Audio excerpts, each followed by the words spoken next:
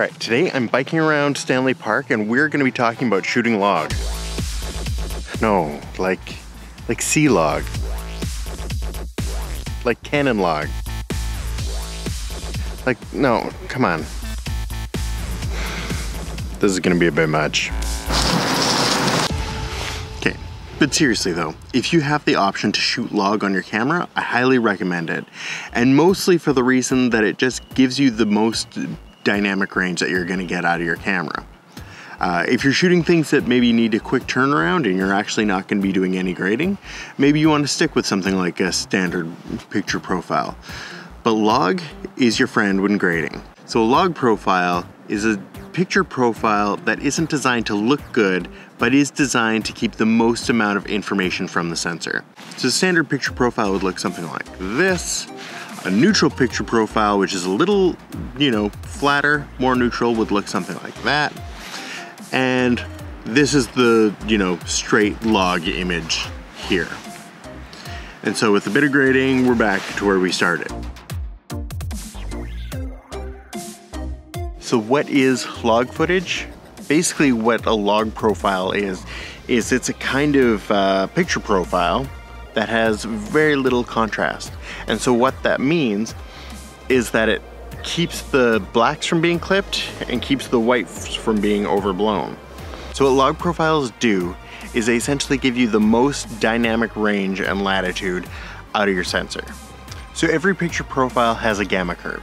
And what that is essentially a line that goes across the screen and shows you what the contrast is, right? So on a standard picture profile, it would look something like this, right? It would have a bit of an S curve where at the bottom it comes up and then it tapers off at the end. But a log picture profile is essentially just a diagonal line. And what that does is it allows you to keep detail in your shadows and in your highlights when you're shooting. Right? So when you're exposing, you're not going to underexpose things and you're not going to overexpose things. And then in post, then you can add your contrast to your liking.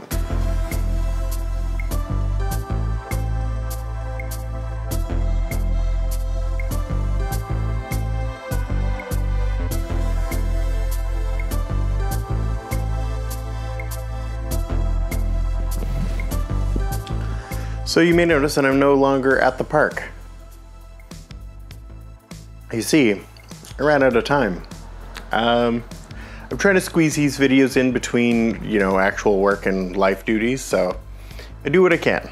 So let's continue. So one of the things that I did do at the park before I left was I shot a bunch of test footage and I shot some stuff on the way home as well. And so one of the things that I found in shooting tests with this is that if you're shooting on a standard picture profile, your highlights are blown out way earlier than if you're shooting in log. And so here's some of the sample footage from my tests. And with the standard, you'll notice that at about 800 ISO, the picture is completely blown out. But if we go into log, we can go up to about 800, 1600 ISO before we start clipping those highlights. So what that means is with a landscape like this, we can have all that rich detail of the city, of the trees, of the mountains, but also of the clouds without having to sacrifice either or. And then we can kind of bring those down into better levels. So understanding the gamma curve behind the log profile lets you see how you should actually be exposing it. It's really easy to make the mistake of underexposing when you're shooting in log. Because you're seeing all of your shadows, it makes sense that you would want to bring those down so that you actually see blacks in your image. But what you're really trying to do is overexpose by one stop. And what that does is it brings more of those blacks into detail, which you can then crush later. If you crush them too soon, you lose that information or it just becomes really noisy. But if you actually expose for it a little more, you get more of that detail without that noise. So overexposing by a stop to half a stop allows you to actually keep that detail in your shadows as well as maintain detail in the highlight. For me, when I'm exposing, one of the main things that I'm trying to do is I'm trying to bring up the shadows as high as I can while also protecting those highlights. So usually using a variable ND filter, I'll bring up my shadows up until the point that it starts to clip my highlights.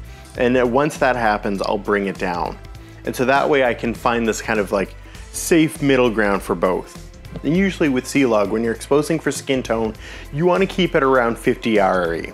So one of the issues with shooting in log is sometimes it can be tricky to actually see what you're shooting, to get a sense of, you know, what the colors are looking like, what the accurate exposures are, what the accurate saturations are. And so ideally you want to be using a monitor that has LUT support so that you can upload the LUT into the monitor that you actually are going to be grading with as a baseline. And so that way you can see what your image is going to look like. I'm actually shooting on the Canon EOS R, and what's nice about it is that it has a view assist mode on it, which gives a bit of contrast in color, and you can get a sense of what it's actually going to look like in the end. And it really goes a long way to helping you see what you're actually shooting. So for social media work, I will have the saturation up, I'll have the sharpening up a bit. But for more narrative-based stuff, I will bring the sharpening down to about 2 or 3, probably about 2, and saturation to -3. And that just gives you a little bit more of a desaturated look, but it also has your colors not be too over punchy, and you can always bring them up in post. And so that's basically how log works, and you know, more specifically, that's how I'm shooting with the EOS R and making that look. So if this video has helped you, give it a thumbs up, and if you have any other questions about C-Log or the Canon EOS R, you can just leave those in the comments. And otherwise, if you want to know more about filmmaking and see any of the other films that I'm working on, you can just hit that subscribe button. So follow along. Anyways, peace out. Camera's so far. I'm gonna turn it off, but